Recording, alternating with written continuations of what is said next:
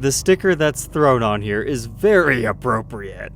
Welcome back, Troglodytes, to your daily dose of guitar information, the Trogly's Guitar Show. This is advertised as a 1965 Gibson SG Special in factory Pelham Blue. That particular custom color is worth a lot and is highly desirable on the used market, whether that's a junior, special, standard, or even custom.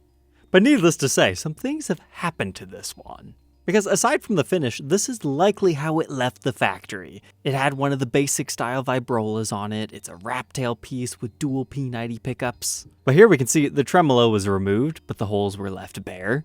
They've upgraded the wrap tail to a golden Leo Kwan style, so you can actually adjust the individual intonation of each string. And gone are our P90 pickups, we decided to throw some double creams in here. And yes, that means they had to extend the routes. But you'll notice only the bridge pickup got a cover. They went Eddie Van Halen style on the neck and just screwed it right into place. Outside of that, looks like we got new speed knobs. Something happened with our finish in that area. And then we have this interesting kind of brass looking knob and then some unique stickers. From a ball and chain foot to a third eye Frankenstein's monster. If that's not crazy enough, he's got 3D glasses on it. But that sticker is going to become very appropriate soon as we move on from the body to the headstock. We've got a Mafia baby with what looks like 5 golden Grovers and 1 Schaller tuner installed, but I don't even care about the stickers on this thing. That logo looks fantastic though, but do you see this metal plate? Is that just something the seller is using to hang it up on the wall to take these photos? Unfortunately, no.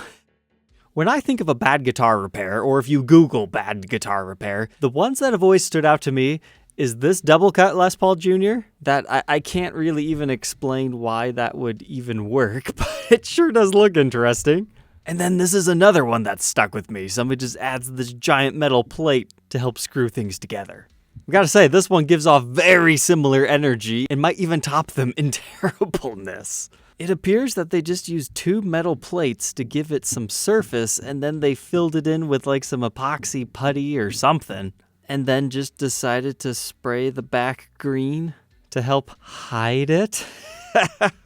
And if you're wondering why they didn't spray the top black, it's probably because they didn't think about that until they already did the backside, and they didn't want to ruin the beautiful paint job up front. Does it get the job done? Apparently, it's not pretty. And here's the thing, this is an SG, an already neck-heavy guitar now having 2 giant metal plates on it. There's no way this thing balances properly. But that is definitely one for the history book. As far as the rest of the guitar, I'm not even going to comment if it's the original Pelham Blue finish or not, because it's been messed with too much for that to even matter anymore. But it does have some nice finish checking. It looks convincing enough. But I'd be willing to bet that there's some sort of a crack repair here on the top where they had to touch it up. But I think my favorite part finish-wise on this guitar is this corner right here. It's got that nice dark green hue. And then as far as wiring, looks like original pot code right there, 1965. This one matches. We can read this one, that looks about right. But these are covered over. And it's clearly had some solder work done to it over the years. But now we got the back. One monster wasn't enough, now we got a hot rod one here. Genuine monster parts.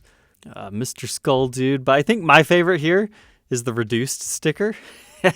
That matches the theme of this SG perfectly. And then apparently we've lost our screws back here, so we're just holding it on with some tape. What an interesting guitar.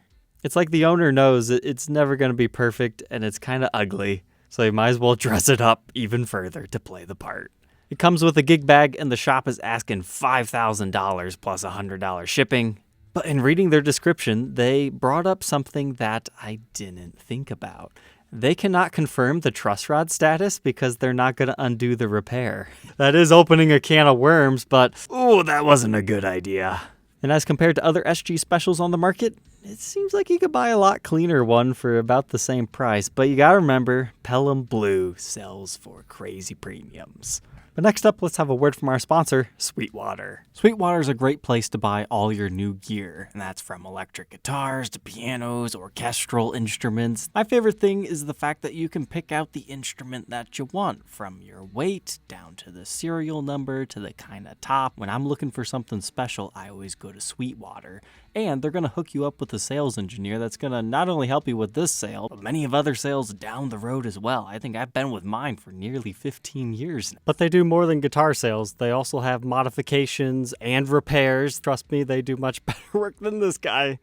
Guitar number 2 tonight is a nice old beat-up deluxe from 1976. So, started life as a gold top. Being a 76, it's got the Nashville-style bridge. It's going to have the maple neck. We can tell somebody's refretted this. Surprisingly, it still has the original knobs as well as the mini humbuckers. But we've all heard of greening gold tops from the 50s, right? The 70s, they can do it as well under the right circumstances, but something's just a little bit off on this one. Like, it was almost intentionally burnt off and then tried to make it turn green. At least that's the way it looks in the arm resting area. The pinky wear maybe, just maybe, could be legit. But aside from the aging, you're going to notice somebody did a little bit of wood burning / carving into this. It appears to be like some sort of a cross. Then flipping over to the back confirms what we were thinking earlier with the maple neck. It's going to likely be a pancake mahogany body. That one's a pretty nice light color. But check out that headstock. That's seen some stuff. If you're wondering why the Gibson logo looks so strange, it's because the lacquer is only on like the B, the top of the G, and the O, and the top of the N. So you're just seeing the regular pearl underneath it otherwise.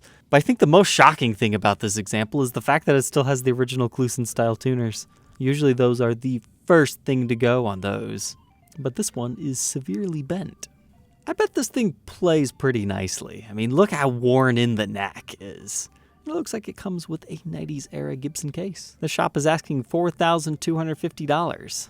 But this next one is just funny in an endearing way. It's a Gibson Invader. If you go into one of these things thinking it's going to be a Gibson Les Paul, you're going to be sorely disappointed. However, if you go into it with managed expectations within the Challenger or Invader series, you might have an okay time with them.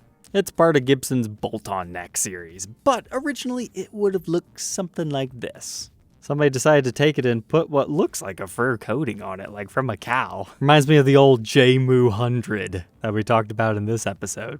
But other than that, we've got black hardware on it now, white notched bead knobs, we're missing our switch tip, we've got different humbuckers in here. This was definitely a project piece for someone.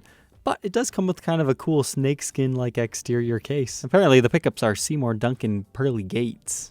But unfortunately, no further description as far as what materials were actually used to create this. For all we know, it could just be like a blanket material. If you want similar horror, you can check out Grandma's Flying V in this episode. But we've got some more art projects, this time a Les Paul Special Tribute for $750 and $75 shipping. I just thought this was like some sort of a double cut, but no, that has the regular pick guard. But you know what? Someone tried. They drew some very unique, interesting fish. They sanded the wood down on top. I think they did a really nice job on the pick guard. They made it their own. And these things, when they were brand new, were only like $700. So they were a perfect art canvas, because right down here, back when Gibson was still doing the baby photos, you can see what it started life as. The dark satin finish. Makes it easy to sand it down and go from there, I guess. As far as the headstock, looks like they left this one alone and left the back be. However, they got real happy with the sandpaper and decided to take the finish off the neck, but then it looks like they re-cleared it over, at least in this area. And they upgraded the tuners to locking Godot. Here's another more minor modification. Les Paul Standard double cutaway from the year 2003. We reviewed one of these about 5 years ago. Here's what it looks like stock. And here's what it looks like modified. Interesting pickguard choice. Like, the top is really nice on this one. They decided to do some metal knobs on it. Same thing with the switch tip. Gold hardware is in good condition. It's just all this custom pickguard that they threw on it. Because you can't do a regular Les Paul one because it's not going to fit with your knobs. So they had to customize their own thing. If I had to call it something, I'd call it the banana pickguard. But maybe they could continue the design and cut it off evenly. I think I saved this one on my watch list because I was curious if they happened to have barbed the side of it to like fit. But now I do see they used at least one screw here, but it seems to be floating a bit. And oh, that's a cool wood grain line. Looks like you got a giant crack running down your guitar, but no, it's just in the grain. You do find that in this era of Gibson. Serial dates it to 2003. And it looks like it comes with an original style hardshell case, but unfortunately no additional photos underneath the pickguard. This one popped up just today by 5 Star Guitars. I was tempted to buy it. This is the best deal I've seen on one of these in a long time. The 70s Melody Makers are very uncommon. I wouldn't call them rare, but when they do pop up, they're usually pretty expensive, and I can tell you they are fantastic playing guitars. They're way different than the 60s. They don't have that slightly cheaper but fun feel to them. They feel just like a regular Les Paul standard. They just don't have all the fancy appointments to them. Now this one's been modified. It no longer has the original bridge pickup. Somebody's upgraded it to a P90, but that's probably not a bad thing. Somebody's also replaced the tuners with a more modern style, and you've got some exposed holes, but it still has a serial number. Otherwise appears to be in relatively good condition. I think they have this one priced very appropriately, and I would highly suggest trying it out if you're looking for an interesting 70s model that not everybody knows about. And you don't have to have something 100% original. But alright, Troglodytes, I think that's going to wrap up our episode for tonight. Don't forget to like, comment, and subscribe, and we'll catch you tomorrow on the next one. Take care.